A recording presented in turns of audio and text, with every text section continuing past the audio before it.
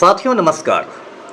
पटना बिहार से मैं Amitabh Kumar Das, IPS 94 batch, और आप देख रहे हैं मेरा अपना यूट्यूब चैनल दास बोले बिंदास।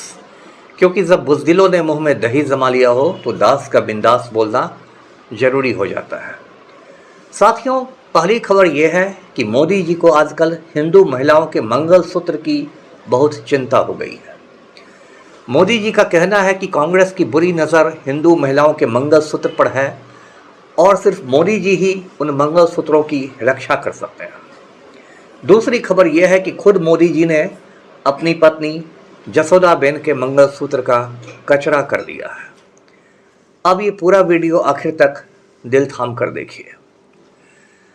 साथियों, अभी प्रधानमंत्री मोदी राजस्थान के बांसवाड़ा गए। बांसवाड़ा में उन्होंने भाषण दिया। बड़ा भड़काऊ भाषण था। उसमें इशारों में क्या एक तरह से खुलेआम मुसलमानों पर हमले किए गए थे। मोदी जी गृह युद्ध की ओर देश को धकेलना चाह रहे हैं। उस भाषण की शिकायत चुनाव आयोग में भी की गई है। इससे चुनाव आयोग में तो मोदी जी के चपरासी बैठे हुए हैं, इसलिए ज़्यादा उम्मीद नहीं की जा सकती। लेकिन मोदी जी ने उससे बड़ी बड़ी बातें की। उसमें मंगलसूत्र की उन्होंने चर्चा की कि कांग्रेस इससे लेकर उसको देगी, इस समुदाय से लेकर उसको दे देगी, ये हो जाएगा वो हो जाएगा। बहुत सारी छाती पीटने वाली बात हुई। अब साथियों, मंगलसूत्र की बात के बाद मोदी जी की जो अपनी पत्नी है जसोदाबेन, लोगों को उनका मंगलसूत्र भी याद आ गया है। मोदी जी ने कई साल पहले जसोदाबेन से शादी की थी। शादी आप जानते हैं, हिंदू धर्म में जो पारंपरिक समाज है उसमें एक पवित्र बंधन माना जाता है और अग्नि को साक्षी रख के 7 फेरे लिए जाते हैं, जिसको सप्तपदी कहते हैं। सप्तपदी में ये माना जाता है कि ये 7 जन्म के प्रतीक हैं। मतलब यदि आपने 7 फेरे ले लिए किसी के साथ तो इसका मतलब है कि आप जन्म जन्मांतर तक वो साथ निभाइएगा। तो ये हिंदू धर्म में विवाह का महत्व है। लेकिन जो फर्जी हिंदू है, मोदी किस्म के लोग, उन्होंने जसोदाबेन को अपनी ज़िंदगी से बिल्कुल दूध की मक्खी की तरह निकाल फेंका और पाबंदी लगा दी कि जसोदाबेन जो है वो प्रधानमंत्री आवास में कदम भी नहीं रख सकती है। इसके पहले जब मोदी जी मुख्यमंत्री थे गुजरात के, तो यही पाबंदी वहाँ भी थी कि जसोदाबेन मुख्यमंत्री आवास में कदम नहीं रख सकती है। जसोदाबेन पहले स्कूल में शिक्षिका हुआ करती थी, टीचर हुआ करती थी। उनको थोड़ा बहुत पेंशन मिलता है, उसी पेंशन से उनकी दाल रोटी चल रही है। लेकिन मोदी जी झांकने भी नहीं जाते हैं। अब देखिए, इस देश में मोदी के इतने बड़े बड़े दलाल पैदा हो गए हैं। व्हाट्सएप यूनिवर्सिटी ने दलाल पैदा कर दिए हैं, गोदी मीडिया ने दलाल पैदा कर दिए हैं कि जब मोदी जी की आप ये बात कहिएगा लोगों से कि भाई मोदी जी ने तो अपनी पत्नी को छोड़ दिया, तो मोदी के सारे दलाल सीधे गौतम बुद्ध करने लगेंगे। मतलब वो याद दिलाने लगेंगे कि देखिए गौतम बुद्ध ने भी तो अभी अपनी पत्नी को छोड़ दिया था। मतलब सीधे वो गौतम बुद्ध के बराबर लाकर मोदी जी को खड़ा कर देंगे। अब उनसे पूछना यह है कि भाई गौतम बुद्ध का इतना बड़ा अपमान क्यों कर रहे हो? गौतम बुद्ध को सिर्फ पत्नी को छोड़ने के लिए ही तो याद नहीं किया जाता है। गौतम बुद्ध को तो और भी बहुत सारी चीज़ों के लिए याद किया जाता है। उन्होंने दुनिया को करुणा और शांति का पाठ पढ़ाया था। ये मोदी तो गुजरात में खूनी दंगे कराता था। और भी बहुत फ़र्क है। गौतम बुद्ध ने कोई भी बंदरगाह गौतम अडानी को नहीं बेचा।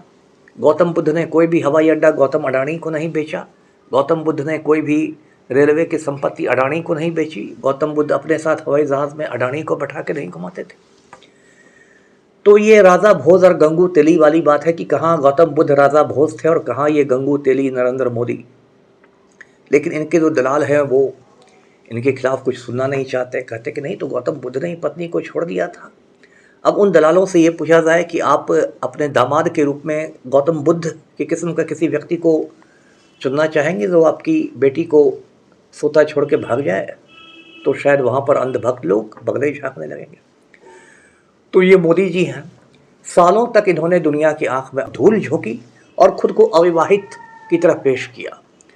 जो चुनाव में नामांकन भरते समय जो फॉर्म होता है, नॉमिनेशन फॉर्म, उसमें एक कॉलम वैवाहिक स्थिति वाला रहता है कि आपकी मैरिटल स्टेटस आपका क्या है। मोदी जी जो है उस कॉलम को ही खाली छोड़ दिया करते थे। बाद में जब सुप्रीम कोर्ट ने आदेश दिया कि नामांकन पत्र में कोई भी कॉलम आप खाली नहीं रख सकते हैं और चुनाव आयोग को भी ऐसे निर्देश दिए गए, तब मोदी जी को झक मार के जसोदाबेन को अपनी पत्नी मानना पड़ा और अपनी वैवाहिक स्थिति में खुद को विवाहित बताना पड़ा। एक समय ऐसा हुआ था कि ये जब बात उजागर हुई थी तो बहुत सारे मीडिया वाले जाने लगे थे जसोदाबेन का इंटरव्यू करने के लिए। तो उस समय मोदी जी काफ़ी घबरा गए कि इंटरव्यू में क्या बोल देगी क्या नहीं बोल देगी, तो मेरा तो 56 इंच का सीना है, कहीं पिचक ना जाए। तो ऐसी सूचना है, ऐसी लोग चर्चा करते हैं कि मोदी जी ने जसोदाबेन को हरिद्वार में बाबा रामदेव के आश्रम में भिजवा दिया और एक तरह से रामदेव के आश्रम में जसोदाबेन को कैद करके रखा गया, जिससे वो मीडिया से बातें नहीं कर सके। इस बात की मैं पुष्टि नहीं कर रहा, लेकिन इस तरह से उस समय मीडिया में खबरें आई थी। बाबा रामदेव कितना बड़ा ठग है ये तो आप जानते हैं, वो तो एक अलग ही किस्सा है, वो तो कुछ भी कर सकता है। तो ये हो गई जसोदाबेन की कहानी। अब इसमें बात यह है कि इसी मोदी ने ट्रिपल तलाक पर बैन लगाया कि अब कोई मुसलमान अपनी बीवी को 3 बार तलाक करके नहीं छोड़ सकता है। मैं खुद ट्रिपल तलाक को गलत मानता हूँ। क्यों कोई छोड़ेगा? कोई शौहर अपनी बीवी को छोड़ देगा डर की ठोकरें खाने। लेकिन खुद मोदी का पाखंड देखिए कि उसने अपनी पत्नी को बिना ट्रिपल तलाक कहे छोड़ दिया है, बिना 3 बार तलाक कहे छोड़ दिया। मतलब हिंदुस्तान में आज का कानून ऐसा है कि यदि कोई मुसलमान अपनी बीवी को 3 बार तलाक करके छोड़ दे तो वो गैर कानूनी हो जाएगा, वो उसको जेल हो जाएगा। लेकिन मोदी जी यदि अपनी पत्नी को बिना 3 बार तलाक कहे धक्के मार के निकाल दें तो उनके लिए कुछ नहीं होगा, वो यशस्वी प्रधानमंत्री रहेंगे। वो लाल किले से इस देश को संबोधित करेंगे स्वाधीनता दिवस पर। तो इस देश में पाखंड की जो मतलब का जो स्तर है इतना ऊंचा बढ़ गया है। अब देखिए इसमें राष्ट्रीय महिला आयोग को देख लीजिए। राष्ट्रीय महिला आयोग में कितनी बड़ी बड़ी निर्लज्ज महिलाएं बैठी हुई हैं। अब कायदे से राष्ट्रीय महिला आयोग को इस पूरे मामले में स्वतः संज्ञान लेना चाहिए, जिसको इंग्लिश में कहते हैं सुओ मोटो कॉग्निजेंस। स्वतः संज्ञान का ये मतलब हुआ कि यदि किसी ने नहीं भी आपके पास शिकायत की है, लेकिन आप मीडिया रिपोर्ट्स के आधार पर आप उस मामले का संज्ञान ले सकते हैं। तो कायदे से राष्ट्रीय महिला आयोग को चाहिए था कि इस पूरे मामले में स्वतः संज्ञान लेकर मोदी जी को एक नोटिस भेजा जाता कि आप जो प्रधानमंत्री आवास में अपनी पत्नी को पैर नहीं रखने देते हैं, इससे देशवासियों को एक बहुत गलत संदेश जा रहा है। इससे देश भर की महिलाओं के मान सम्मान को ठेस पहुंच रही है और आप प्रधानमंत्री होकर एक बहुत गलत मिसाल पेश कर रहे हैं। और मोदी जी से जवाब मांगा जाता। जवाब तो मोदी देता नहीं, ये तो ढीठ आदमी है जिसको बिहार में थेथर कहते हैं। तो मोदी तो थेथर है, जवाब आप देता नहीं। लेकिन राष्ट्रीय महिला आयोग अपना फ़र्ज़ निभा देता, अपनी ड्यूटी निभा देता। लेकिन हिंदुस्तान में फ़र्ज़ से तो किसको मतलब है? जो लोग राष्ट्रीय महिला आयोग में बैठी हुई हैं वह भी अपना अपना पॉलिटिकल एजेंडा चला रही हैं। तो मोदी जी को छूने की उनमें औकात नहीं है। अब साथियों देखिए कि मोदी ऐसा क्यों करता है। क्योंकि मोदी के डीएनए में ही महिलाओं के प्रति दुर्भावना है, महिलाओं के प्रति नफरत है, घृणा है। और इसके एक नहीं 50 उदाहरण हैं। पहला उदाहरण तो ये है कि जब भाजपा का एक गुंडा सांसद है ब्रजभूषण शरण सिंह, केसरगंज का सांसद है यूपी से, बहुत खूंखार माफिया डॉन है यूपी का। वो भारतीय कुश्ती महासंघ का अध्यक्ष हुआ करता था और जब अध्यक्ष हुआ करता था तो महिला पहलवानों की छाती दबाता था। ऐसी खबरें हैं कि बहुत वरिष्ठ राम भक्त है, इसलिए छाती दबाने के बाद जय श्री राम भी कहता था, जिससे उसकी राम भक्ति पर आप संदेह नहीं कर सकते हैं। लेकिन महिला पहलवानों ने जब ब्रजभूषण शरण सिंह के खिलाफ 2-3 महीने तक जंतर मंतर दिल्ली में धरना दिया तो मोदी जी ने कुछ नहीं किया ब्रजभूषण शरण सिंह के खिलाफ। उसको पार्टी से निलंबित भी नहीं किया, सस्पेंड नहीं किया, उसको पार्टी से निष्कासित नहीं किया, एक्सपेल नहीं किया।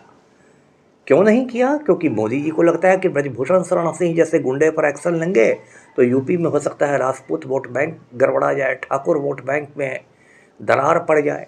तो मोदी जी को वोट बैंक देखना है ना, महिलाओं की छाती तो दबते रहती है। तो ये हैं अपने मोदी जी। और फिर बिल्किस बानो रेप केस को आपने सुना होगा, गैंग रेप केस। उस जब गुजरात के दंगे हुए थे तो बिल्किस बानो के साथ 11 लोगों ने गैंग रेप किया था, सामूहिक बलात्कार किया था। उनको उम्र कैद की सजा दी थी बॉम्बे हाई कोर्ट ने। 2022 में मोदी जी ने कहा कि नहीं, इन सबको जेल से छोड़ दिया जाए। जेल से छोड़ दिया गया, केंद्रीय गृह मंत्रालय ने भी मंजूरी दे दी। जब वो बलात्कारी लोग बाहर निकले तो एकदम उनको उनकी आरती उतारी गई, उनको तिलक लगाया गया, लगा कि नेल्सन मंडेला ही जेल से रिहा हो गए हों। बाद में जब बिल्किस बानो ने उनकी रिहाई को चुनौती दी तो सुप्रीम कोर्ट से जूते पड़े मोदी सरकार को, और उसके बाद सारे के सारे बलात्कारियों को वापस जेल जाना पड़ा। नहीं तो कुछ भाजपा नेता तो उनको संस्कारी बलात्कारी कहने लगे थे। मतलब बलात्कारी भी हैं और संस्कारी भी हैं। ऐसे शब्द सुनने के लिए हमें अमृतकाल में ही मौका मिलता है कि कोई संस्कारी बलात्कारी हो। और इस तरह एक नहीं अनेक किस्से हैं मोदी जी के। मोदी जी आप जानते हैं एक चाय बेचने वाला जाहिल है, 4 लाइन वो बिना टेलीप्रॉम्प्टर पढ़े नहीं बोल सकते हैं। तो एक बार उनका टेलीप्रॉम्प्टर खराब हो गया था, जिसको पढ़ के वो अपने ओजस्वी भाषण दिया करते हैं। तो उन्होंने बेटी पढ़ाओ को बेटी पटाओ कह दिया था। तो कहीं ना कहीं जो उनके मन में, उनके अंदर में जो गंदगी थी है, वो गंदगी बाहर निकल गई थी, क्योंकि टेलीप्रॉम्प्टर खराब था तो उनके अपने भाव बाहर निकल गए थे। ये मोदी जी वही हैं जो मणिपुर में आप जानते हैं कि महिलाओं पर कितने जुल्म किए गए। एक वीडियो वायरल हुआ था जिसमें एक महिला को कपड़े उतार कर निर्वस्त्र करके उसको भीड़ परेड करा रही थी। वो वीडियो जब सोशल मीडिया पर वायरल हुआ तो पूरा हिंदुस्तान शर्मसार हो गया, पूरी इंसानियत शर्मसार हो गई। लेकिन मोदी जी को कोई फर्क नहीं पड़ा। मोदी जी उस समय अडानी जी को कहीं कोयला खदान दिलाने में व्यस्त होंगे, या अडानी जी को कोई बंदरगाह देने में व्यस्त होंगे, या अडानी जी के कोई बिजली घर दिलवाने में व्यस्त होंगे। और आज वही नरेंद्र मोदी महिलाओं के मंगलसूत्र को लेकर इतनी छाती पीट रहे हैं। तो इसको आप क्या कहेंगे?